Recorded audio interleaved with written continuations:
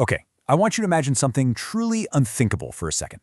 Picture that iconic, cozy, perfectly mismatched coffee shop. You know the one, the giant ceramic mugs, the warm, slightly overly orange lighting, and of course, that famous velvet sofa sitting right smack in the middle. Now, imagine all of that just going completely dark. Maybe Gunther's just staring longingly through the glass from the outside. Well, welcome to this explainer. Today we're diving into a really fascinating conceptual journey. We're going to look at how one seemingly tiny change would literally rewrite the entire DNA of pop culture's most famous friend group. So what if Central Perk closed forever? I mean, it sounds like kind of a minor detail at first, right? At the end of the day, it's just a coffee shop. But think about it. What if one morning the doors simply don't open? The lights stay off, and this harsh, boring, closed sign hangs in the exact same window where all that laughter, the drama, and those endless inside jokes used to live.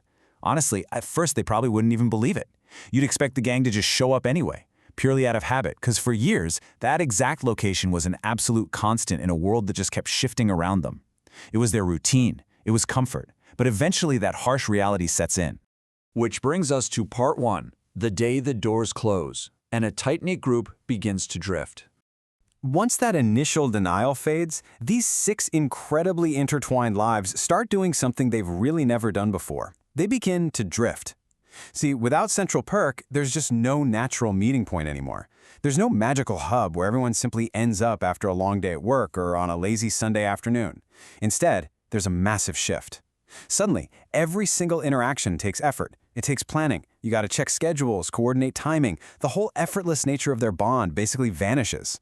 And slowly, those completely spontaneous connections, they start to quietly fade into the background of their busy lives. I mean, really think about the sheer volume of iconic moments that happened for literally one reason. Everyone just happened to be there. Without that dedicated space, unexpected conversations just fade away. You definitely don't get someone randomly rushing in wearing a soaking wet wedding dress, right? Those massive emotional confessions become incredibly rare because people aren't just sitting around together with absolutely nowhere to be. And that random, hilarious chaos that turns a boring Tuesday into an unforgettable memory? Poof, it's completely replaced by rigid routine. When you take away the physical location, you're not just losing a set of walls and an espresso machine, you are literally losing the glue that held the group's entire daily life together. And that leads right into part two, losing the glue and the desperate search for alternatives. So when a primary hub like that disappears, human nature basically dictates that we frantically search for an alternative. Let's look at the 2 most obvious options here. On one side, we have Monica's apartment. Sure, they try hanging out there more often, but an apartment is highly personal. It has a host, especially a host like Monica. It has rules, it feels limiting, and frankly, going over to someone's house actually requires planning. Now contrast that with Central Perk. This place was totally neutral territory. It didn't belong to one person, it belonged to everyone equally. Hanging out there was completely effortless, and even if they tried hopping to other cafes, let's be real, none of them have the familiar barista, that signature couch, or that deeply rooted shared history. Without that neutral, effortless central hub, the group dynamic starts to fracture, and it happens in steps. Step 1 is just a missed meetup here and there. No big deal, right? Well, then comes step 2, a delayed conversation. Someone has big news, but they decide to wait until the weekend to share it. And the moment just passes. Then, step 3, growing distance. It's not this dramatic, explosive thing at first. It's subtle. It's actually heartbreakingly quiet. But over time, those tiny little gaps in communication turn into real, tangible distance between people who literally used to know every single detail about each other's days.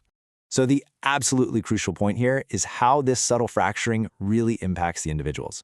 Some friendships might stay strong in isolated little pairs, but the broader network weakens. Chandler and Joey, they might still goof off in their hallway, but they completely miss out on those spontaneous group collisions. Ross, without an easy escape into casual conversation, would probably just bury himself way deeper into his career. Rachel is busy building her independence, and without a guaranteed spot to just run into everyone, she builds it alone. And Phoebe? Well, she might still wander in and out, but without the gravity of the coffee shop pulling her in, she just has far fewer reasons to stay planted. The trajectory of every single character is fundamentally altered. This brings us to part 3, the third place theory and the sociological reality behind the magic. You see, what made this fictional coffee shop so immensely powerful wasn't actually the coffee at all. Psychologists and sociologists frequently study this concept they call the third place. Basically, this is a physical space that isn't your home, which is your first place, and it isn't your workplace, your second place. It's somewhere right in between. It's a space where presence is just expected, where the stakes are incredibly low, and where relationships are allowed to grow naturally and organically. Central Perk was the absolute pinnacle of a third place. Always accessible, always there. When you remove it, you're literally removing the exact environment that allows human connection to happen without any friction. Moving on to part 4, forced to adapt and what happens when presence becomes a choice. What exactly happens when simply being there goes from being a given to a conscious choice? Well, the group survives, for sure, but they have to change. On one side, the old dynamic was totally spontaneous. It was effortless, characterized by this magical, kind of unpredictable chaos. But on the flip side, the new dynamic is starkly different. They have to start actually scheduling their meetups instead of just stumbling into each other. Conversations become highly intentional, but as a direct result, they become way less frequent. That wonderful chaos turns into rigid structure. And strangely, even though they are absolutely still friends, something deep and intangible gets lost in that transition. The magic of their bond wasn't just in the words they said, it was in how easily those words could be spoken. And this brings us to a really beautiful realization. Central Perk didn't create their friendship. It amplified it. I mean, would they completely fall apart if the doors closed? Probably not. Strong friendships don't just evaporate overnight. They evolve, they find new ways to exist. Maybe they would have created a totally new routine, or maybe they would have grown in different directions, but still come back together for the really big moments. Because at its core, a true connection isn't built on a physical building. It's built on years of shared experiences. But we do have to acknowledge that losing that amplifier would totally change the daily rhythm of their lives forever. Which leads us to our final section, Part 5, the value of everyday moments and the sheer power of consistency. Let's pivot for a second from fiction to the reality of our own lives. If there's one major takeaway from analyzing this what-if scenario, it's this. Relationships actually survive on consistency. They survive on the everyday stuff, on the simple act of just showing up without needing some grand reason to be there.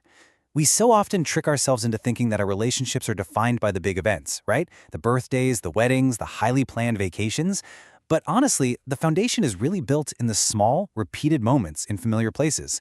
It's built in those routines we don't even think twice about, the quiet, boring spaces that just happen to bring us together. Without the coffee shop, their story wouldn't end, but it would feel decidedly more structured, less magical, and maybe just a little bit lonelier. So I want to leave you with a question to ponder as we wrap up this explainer. What would it feel like without your own Central Perk? Think about those third places in your own life for a minute. That local diner, your gym, a favorite park bench, or even just the break room at work. These are the spaces we so often take completely for granted, basically assuming they'll always just be there, waiting for us. But as we've seen today, sometimes the places we overlook the absolute most are the exact same places quietly holding absolutely everything together.